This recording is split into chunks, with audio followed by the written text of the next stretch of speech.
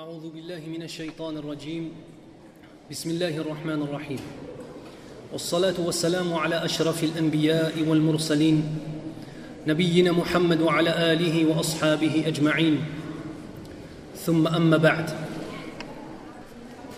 J'ai consulté certains frères afin de leur demander conseil. Qu'est-ce que vous me conseillez comme thème à traiter? La chose qui revient le plus dans les bouches, c'est Akhil Karim, les cœurs ils sont morts. Nos cœurs ils sont morts. Nos cœurs ils réagissent plus. Nos cœurs face au haram et au halal ils ont les mêmes réactions. Akhil Karim essaie de nous faire un thème qui va essayer de bouger nos cœurs, Inch'Allah ta'ala. En réfléchissant, bien évidemment, je suis arrivé à la conclusion que le thème qui fera le plus bouger nos cœurs, Inch'Allah ta'ala, c'est celui qui nous concerne tous, musulmans comme non musulmans, qui est Yawm al-Qiyam, le jour du jugement, le jour de la rétribution. Nous allons essayer de traiter, Inch'Allah, depuis la mort de l'individu, son entrée dans la tombe, sa résurrection, jusqu'à sa parution devant Allah Azza wa Jal et son entrée, soit au paradis, et nous traiterons le paradis, soit en enfer, qu'Allah nous préserve. Allahumma hfadna. Donc aujourd'hui, c'est la mort, ainsi que les tourments de la tombe. Qu'Allah nous préserve. Allahumma hfadna, ya Rabbal Alamin. أعوذ بالله من الشيطان الرجيم بسم الله الرحمن الرحيم كل نفس ذائقة الموت وإنما توفون أجوركم يوم القيامة فمن زحزح عن النار وأدخل الجنة فقد فاز وما الحياة الدنيا إلا متاع الغرور.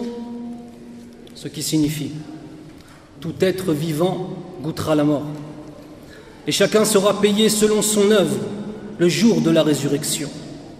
Triomphera alors celui qui sera écarté de l'enfer et admis au paradis.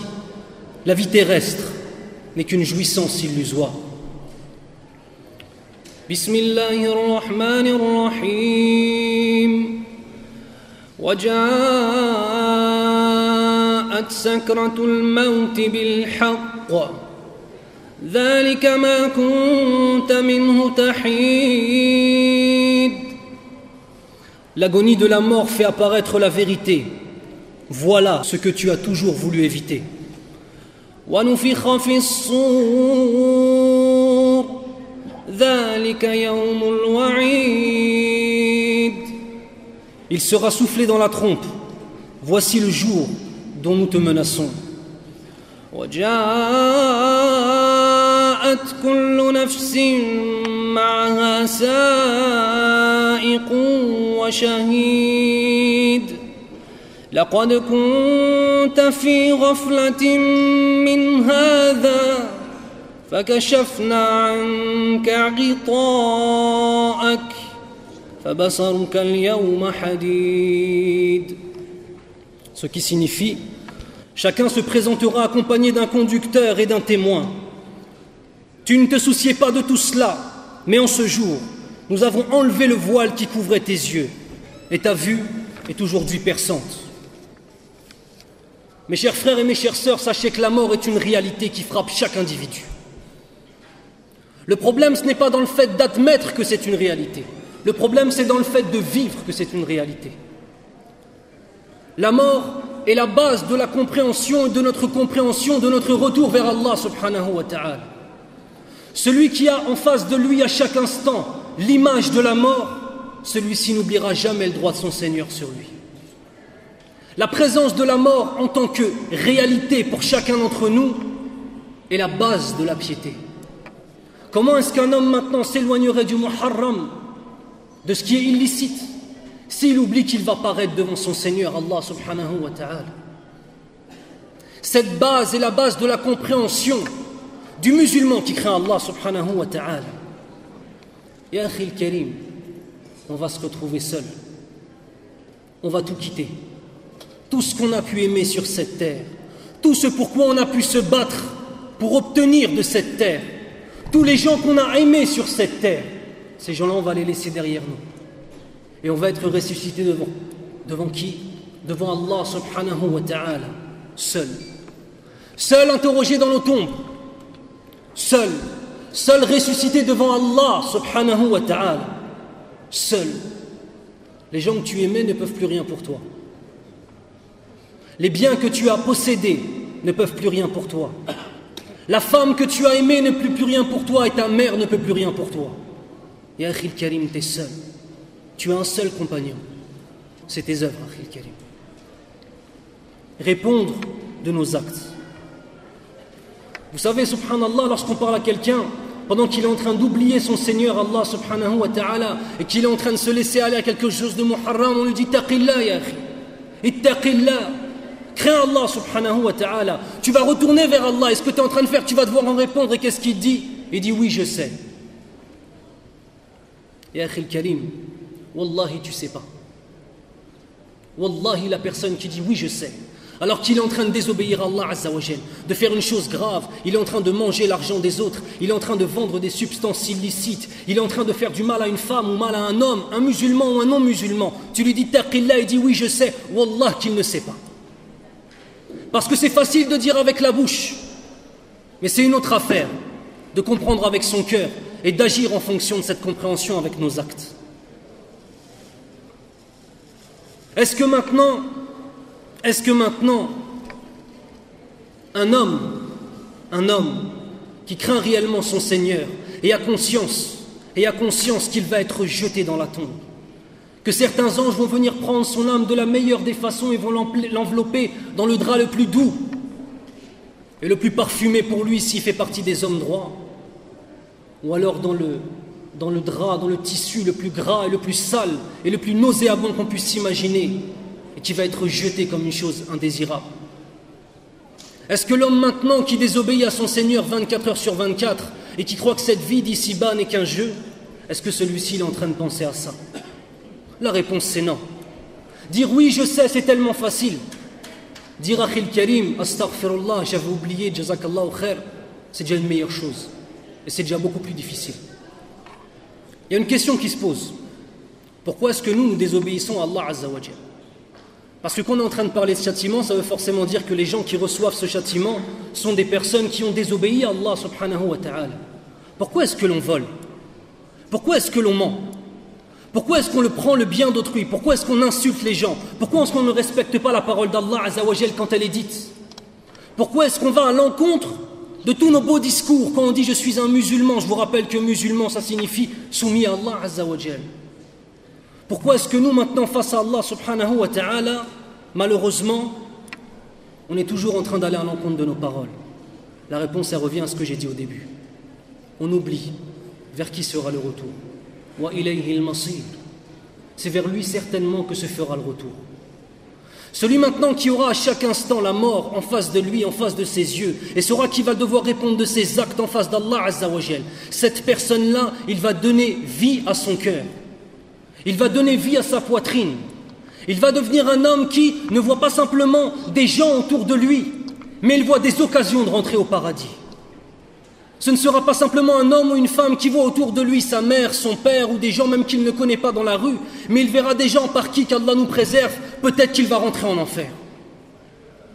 Ne pas voir les gens pour ce qu'ils sont en tant qu'individus, en tant que personnes, mais voir les gens par rapport à ce qu'ils seront face à nous, Yawm al-Qiyam. Je ne te vois pas en tant que personne, Akhil Karim. Je te vois en tant que celui qui, Yawm al-Qiyamah, peut-être va me permettre de rentrer au paradis si je te fais du bien, ou peut-être qu'il va m'amener en enfer, Yawm al-Qiyamah, si je te fais du mal. Voilà pourquoi on vole. Voilà pourquoi on ment. Voilà pourquoi on considère que le haram, ce n'est pas une chose si importante. Parce qu'on est loin de cette réalité de la mort. Subhanallah, tous les jours aux informations on voit qu'il y a des milliers de personnes qui meurent. On a tellement vu d'images à la télé, des images de gens qui sont morts, de sang, des choses, même avec les films, des choses qui sont fausses, que maintenant on n'arrive même plus. Quand on entend simplement une ayah du Coran, un verset du Coran, on a vu tellement de sang dans les films que maintenant ça ne nous fait plus rien. C'est vrai ou c'est pas vrai? On a pollué nos esprits. Notre imagination, elle est au service de tout sauf d'Allah Azza wa Jal.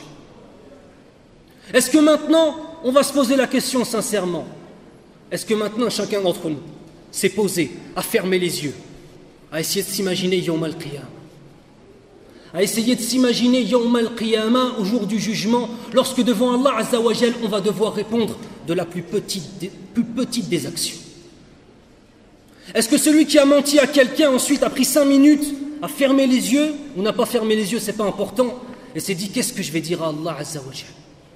Est-ce que celui maintenant qui vend des substances illicites et qui consomme des substances illicites dans la religion et même dans la loi française, si on parle de drogue douce ou drogue dure, est-ce que celui-là comprend qu'il va être ressuscité devant Allah comme un vendeur de drogue, comme un homme qui boit de l'alcool, comme un homme qui consomme des drogues douces?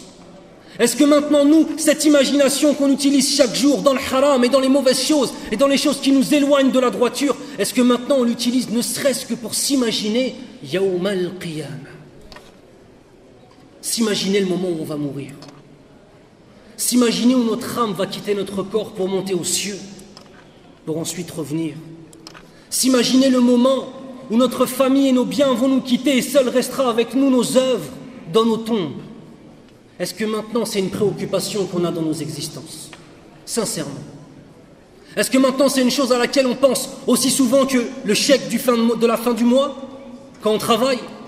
Est-ce que maintenant c'est une chose à laquelle on pense tout autant que toutes les passions qu'on a envie d'assouvir? L'argent, les projets de vacances, les projets d'acheter ci, d'acheter ça. Est-ce que maintenant nous, ce que nous sommes, ce cadeau qu'Allah Azza wa Jal nous a fait, cette intelligence, ce aql, on l'utilise comme il se doit, pour essayer de se corriger et essayer de comprendre que chaque parole, chaque souffle sera un regret devant Allah Azza wa Jal si on ne l'a pas passé à faire la louange d'Allah subhanahu wa ta'ala. La mort est une certitude.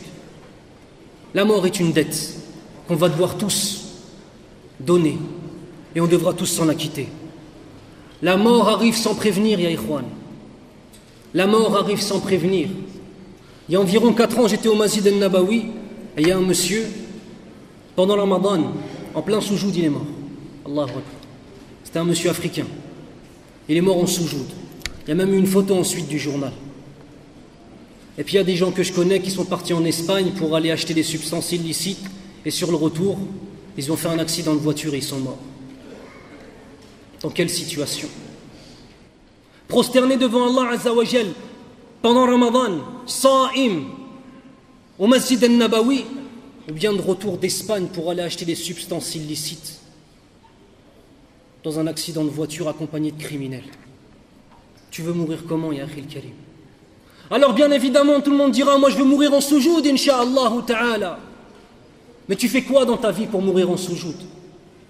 Est-ce que tu passes la majeure partie de ta vie en soujoud, en prosternation devant notre Seigneur, en lecture du Coran, en prière, en train de faire du bien, sortir de chez toi pour aller aider un frère ou aider une sœur, fi sabilillahi azza wa jal? Ou bien alors la majeure partie de ta vie, tu la passes à dire des gros mots, ou à t'oublier, et à se consacrer simplement à cette dunya? Je veux mourir en soujoud, Younous, ouais. Tu fais quoi dans ta vie pour mourir en soujoud? Est-ce que tu penses, Akhil Karim, qu'Allah subhanahu wa ta'ala offre ce cadeau inestimable à n'importe qui? Il faut pouvoir le mériter. On demande à Allah Azza wa Jal de faire que tous ceux qui sont ici le méritent et meurent en soujoud devant lui. Dites Amin.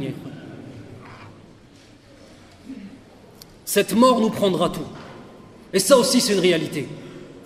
Elle nous prendra nos biens. Elle nous prendra nos familles. Elle nous prendra nos vains espoirs, c'est-à-dire l'espoir qu'on fait de rentrer au paradis alors qu'on désobéit à Allah. Elle nous prendra nos illusions.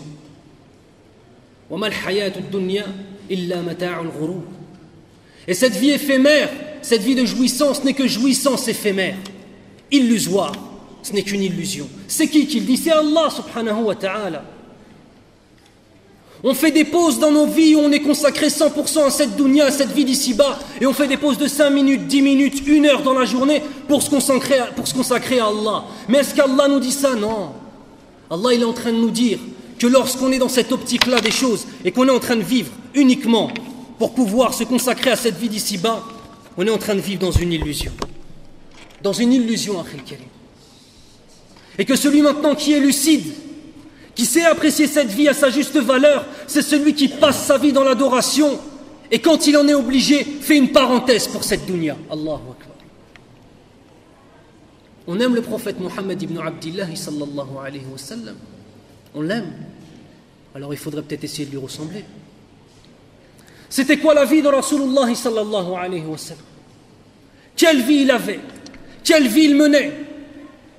Comment est-ce que cette vie d'ici-bas il la considérait? Est-ce que pour lui c'était la chose la plus importante? Ou alors c'était juste un outil dont il se servait pour ne pas mourir de faim? Est-ce que maintenant le but de Rasulullah sallallahu alayhi wa sallam c'était de posséder un maximum de choses et de faire du haram pour posséder ces choses-là? Ou bien alors simplement son but c'était de se rapprocher d'Allah Azza wa Jal et d'être un abd, un esclave soumis à Allah Azza wa Jal? Wallahi je dis esclave. Il y a certaines personnes quand ils traduisent abd ils ne veulent pas dire esclave. Wallahi je dis esclave. Esclave d'Allah Azza wa Jal. Il y a quelque chose de plus beau que ça. On est face à des gens tous les jours, ya ikhwan, on vit dans un hôpital. Ce monde d'ici c'est un hôpital. Un hôpital avec des cœurs qui ont des cancers, ya ikhwan. Dernière étape du cancer, de l'oubli. On considère l'islam comme un passe-temps. Est-ce que l'islam c'est un passe-temps? L'islam c'est notre vie. L'islam c'est notre mort. L'islam c'est cette vie et l'islam c'est la vie après la mort. L'islam c'est ce que tu es lorsque tu es le meilleur. Lorsque tu as le meilleur de toi qui s'exprime, tu es un musulman pratiquant. Quand tu as le pire de toi qui s'exprime, tu es un homme qui oublie ton Seigneur et est en train de se consacrer à cette vie d'ici-bas. Voilà c'est quoi l'islam, ya ikhwan. L'islam c'est le bonheur dans cette vie et le bonheur dans l'au-delà. Ni plus, ni moins. L'islam c'est le commencement et c'est la fin. Votre présence ici est une preuve d'amour d'Allah subhanahu wa ta'ala pour vous. Est-ce que vous avez conscience de ça? Est-ce que vous avez conscience pour tous ceux qui sont nés musulmans qu'Allah Azza wa Jal vous a donné un fadl, vous a donné, comment dirais-je, un avantage sur tout le reste de la terre, un avantage. Wallah que si on avait vraiment conscience de cet avantage, le musulman de naissance il passerait sa vie en soujoud à remercier Allah Azza wa Jal. Et à mes frères convertis qui sont dans mon cas, sachez mes frères que vous pouvez avoir la certitude qu'à un moment donné de votre existence, Allah vous a tellement aimé qu'il vous a sorti de dhulumat ila nur, des ténèbres pour aller vers la lumière. Quel type de vie on va mener? Quel type d'existence on va mener envers Allah subhanahu wa ta'ala? Cette vie n'est qu'illusion de plaisir éphémère. Voilà ce que Allah Azza wa Jal nous le dit. Et la parole d'Allah subhanahu wa ta'ala, c'est la vérité. Le prophète sallallahu alayhi wa sallam nous dit Akthiru dhikra hadhimi ladhat, ce qui signifie rappelez-vous souvent de celle qui détruit toutes les jouissances. C'est quoi? La mort. Ça revient à ce que je disais tout à l'heure. Que diriez-vous d'un homme qui a une réalité face à lui qui est la mort, mais qui fait tout pour ne pas y penser? C'est un homme qui est en train de fuir ses responsabilités, mais ces responsabilités-là, elles vont le rattraper, ya akhil karim. Les musulmans n'ont pas peur de la mort. Et un musulman droit aime la mort. Il aime à rencontrer Allah subhanahu wa ta'ala. Ya akhil karim, lorsque tu pars en voyage pendant une longue période, que tu laisses ta femme et tes enfants, est-ce que maintenant quand tu retournes au pays, tu es content, tu es heureux? La réponse c'est oui. Parce que tu vas retrouver les gens que tu aimes. Est-ce que maintenant nous, dans notre façon d'adorer Allah Azza wa Jal, et dans notre façon de considérer la mort, est-ce que réellement on est heureux de retrouver Allah? C'est une question que chacun d'entre nous doit se poser. Et la réponse, elle n'est pas marquée sur mon visage. La réponse, elle est marquée dans nos poitrines. Mes frères, cette vie, ce n'est pas un but, ce n'est qu'un moyen. Cette vie, ce n'est pas un but en soi. Cette vie, c'est un moyen. Pour les non-musulmans, c'est un but. Pour les musulmans, ce n'est qu'un moyen. C'est-à-dire qu'on est en train d'utiliser une chose qui va nous permettre d'accéder au paradis. Voilà comment tu dois considérer cette vie d'ici-bas, ya akhil karim. Et pas autrement. Et pas autrement. La question à se poser, mon frère musulman et ma sœur musulmane, c'est est-ce que ta vie de tous les jours est différente de la vie des non-musulmans? On va se parler sincèrement. On ne parle pas simplement du mois de Ramadan pendant lequel il y a une poussée de foi, alhamdoulilah. Dans ta vie de tous les jours, dans ta façon de parler, dans ta façon de penser, dans ta façon de vivre, dans ta façon d'aimer, dans ta façon de détester les gens. Est-ce que maintenant tu es pareil que les non-musulmans ou tu es différent? Est-ce que tu penses pour Allah? Est-ce que tu aimes pour Allah? Est-ce que tu détestes pour Allah subhanahu wa ta'ala? Ou bien alors tu es en train d'aimer comme n'importe quel non-musulman pour qui Allah subhanahu wa ta'ala n'existe même pas? Ça c'est une question qu'il faut se poser, mes frères et mes sœurs. Et celui qui arrivera à trouver cette réponse-là et qui a un cœur sincère, Allah va lui permettre de changer sa vie, incha'Allah ta'ala. La foi musulmane est une lucidité. La foi musulmane est une lumière. Celui qui a la foi musulmane est conscient. Celui qui a la foi musulmane est intelligent. Et il ne se laisse pas prendre par les pièges de Shaitan et les pièges de notre âme bestiale. Que diriez-vous d'un homme à qui on dit ne va pas par ici, Akhil Karim, il y a plein de pièges, il y a des trous, il y a des pièges à loups, il y a des choses explosives, ne va pas par là-bas. Il dit c'est bon Akhil Karim, t'inquiète. Qu'est-ce qui va lui arriver celui-là? Il va marcher dessus, il va perdre sa vie. Que diriez-vous maintenant d'un homme qui sait où sont les pièges, a conscience de ces pièges et prend un chemin ensoleillé, un chemin droit, un chemin clair, un chemin du bonheur dans cette vie et dans l'au-delà? Qu'est-ce qu'on va dire hier? Je n'attends pas des musulmans qui aient des bacs plus 10, ya ikhwan, ou bac plus 5, ou que ce soit des ingénieurs ou des médecins. Si on attend mieux, alhamdoulilah. On attend en premier lieu des musulmans qu'ils aient un bac plus 10 dans la foi, dans la taqwa, dans la crainte d'Allah Azza wa Jal. Et je préfère un homme qui n'a pas fait d'études, mais qui craint son Seigneur, et qui sait se préserver du haram, plutôt que quelqu'un qui a bac plus 10 et qui commence à philosopher sur l'islam, tout ça parce qu'il a étudié et lu 4 ou 5 livres. Akhil Karim, moi j'ai lu Kalam Allah. Et toutes tes sciences, elles n'ont rien à voir avec Kalam Allah. Allahu Akbar. Moi j'ai lu les paroles du prophète sallallahu alayhi wa sallam. La yantiqu anil hawa, in huwa illa wahyun yuha. On a lu la parole du prophète Muhammad ibn Abdillah sallallahu alayhi wa sallam, celui dont la parole est une révélation. Est-ce qu'on a quelque chose à apprendre? L'humanité tout entière a quelque chose à apprendre des musulmans tant qu'ils se tiennent au Coran et au Ahadith, al-Kitab ou al-Sunnah, le livre d'Allah subhanahu wa ta'ala et la Sunnah du prophète sallallahu alayhi wa sallam. Allah subhanahu wa ta'ala nous a fait un cadeau, le cadeau de vivre pendant ce mois de Ramadan, le cadeau d'être ici ce soir pour prier Salat al-Tarawih et que la récitation de Cheikh Rachid, Inch'Allah, Hafidahullah, nous fasse voler un petit peu et nous fasse oublier un petit peu cette vie d'ici-bas et nous rapprocher d'Allah Azza wa Jal. Allah Azza wa Jal nous fait des cadeaux à chaque seconde, chaque instant de nos existences. La seule question, Akhil Karim, mon frère, ma sœur, est-ce que tu vas savoir? Est-ce que je vais savoir? Est-ce que nous allons savoir attraper ces chances qu'Allah Azza wa Jal nous donne? Être fiers de ce que nous sommes en tant que musulmans. Al-Izza ya akhi. Avoir conscience qu'Allah subhanahu wa ta'ala n'a pas donné la foi musulmane à toute l'humanité, mais que toi, mon frère, il t'a choisi. Avoir conscience de cela et dire Alhamdulillah. Subhanaka Allahumma wa bihamdik, ashhadu an la ilaha illa ant, astaghfiruka wa atubu ilayk.